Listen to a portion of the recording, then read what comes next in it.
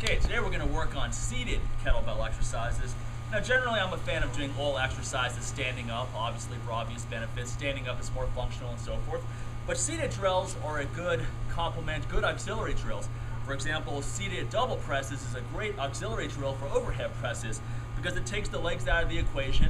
Even when you're not doing a push press, the legs still play a big role in overhead pressing. You're able to shift your weight forward, you're able to have greater leverage. When you do a seated press, that leverage is gone, and now it becomes more focused on the shoulders. So if you want to make your shoulders bigger or stronger, for example, seated presses are definitely the way to go. And if you've hit a plateau with overhead standing presses, seated presses are also great. So let's go over a couple of variations of them. Oh, here comes my friend Rabia. This is my new doggy. This is a really nice 10-year-old yellow lab, which I rescued last week actually. I've only had her for about a week. And she's a really sweet dog. So if you're thinking about adopting an older dog, don't hesitate. Just because she's 10 years old, maybe she only has a few years left, but so what?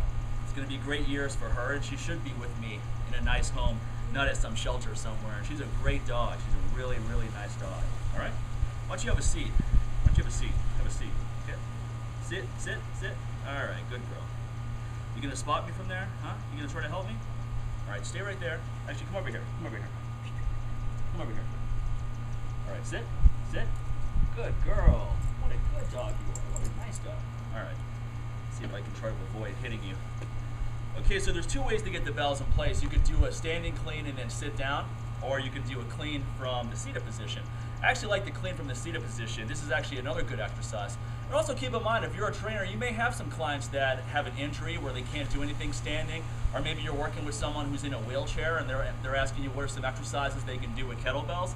And I get questions like that from some people, so it's good to have that stuff in your arsenal rather than just saying, I don't know, what am I supposed to do with this person? All right, first exercise, double clean and press. So we're gonna take these out to the sides, swing it back a little bit, and take it in. From here, let the bell sink, press.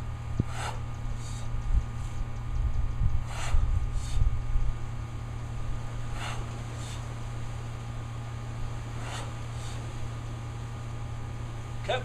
Now if I want to work the shoulders more, I can actually take them out wider. This is going to be more like a dumbbell press, and then I'm just going to press from the shoulders.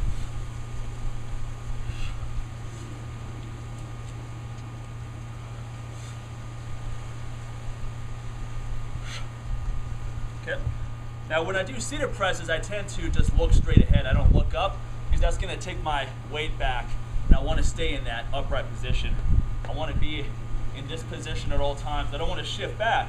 I can get away with that with standing presses because I can push my legs forward and have some leverage. But if I try to do that here, I'm just going to fall all the way back. I'm not going to be able to balance myself. And that's another reason why this carries over well to standing presses, because you basically have to stay in that one plane. You can't use a lot of body leverage. It's much more strict motion. Now, start off with one arm presses when you do these, and you can clean it into place. Let the bell sink.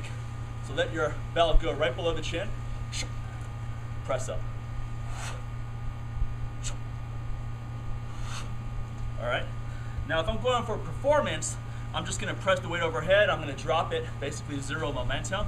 If I want to make hypertrophy goals, if I want to make the muscles bigger, I'm going to do more of a slow and controlled motion. So it may look like this. Tighten up, press. Now lower under control. So let's say lower under a count of 4. 1, 2, 3, 4. Press. 1, 2, 3, 4. Okay, that's better for people that want to tighten up the muscles, they want to get bigger muscles, etc. Now if you want to work the triceps more, sometimes you have a weak link in the triceps where you press from here, and this is your sticking point. And that's the most common sticking point with pressing, by the way. If you can get it to here, you can finish it. The hardest thing is getting it off the chest and then getting it past basically forehead level. So sometimes I like to work with the bell a little bit higher up, where my thumb is basically pointed at my chin, and I'm starting about right here. Okay, so here's the starting point.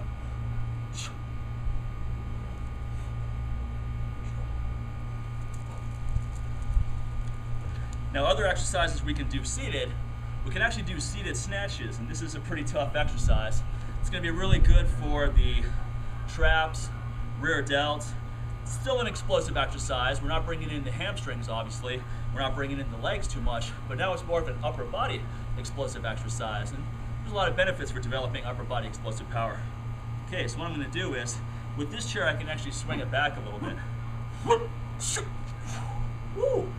Be careful, make sure you root yourself so you don't fall over like I just did there. Lower to the shoulder, repeat. This time I'm just going to do it straight off. So I'm going to do a dead snatch. I'm not going to do any pre-swing.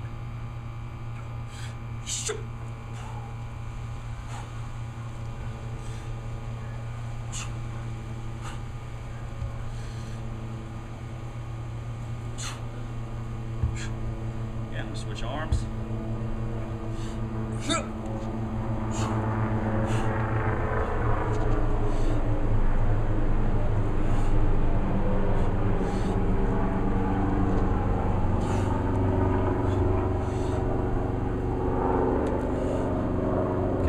Other exercises we can do seated cleans.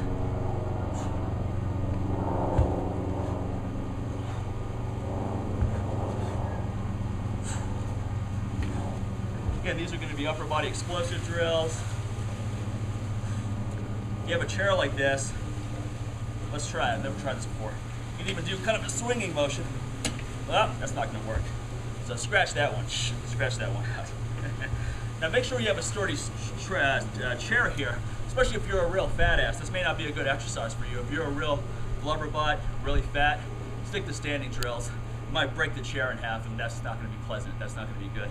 So you may need to have a goal of losing 30 pounds, 40 pounds before you can do seated presses. Use it as a motivational tool.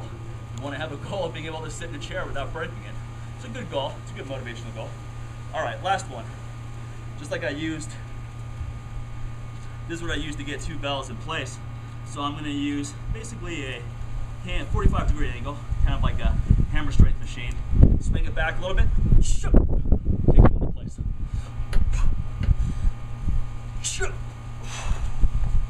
All right. So there are some fun seated drills to play around with. Have a good time with these. Use the seated press to improve your standing press. Maybe you have a foot injury or you have a client who can't do any standing exercises for a while. Here's some seated variations with kettlebells that you can play around with. Have a good time with it.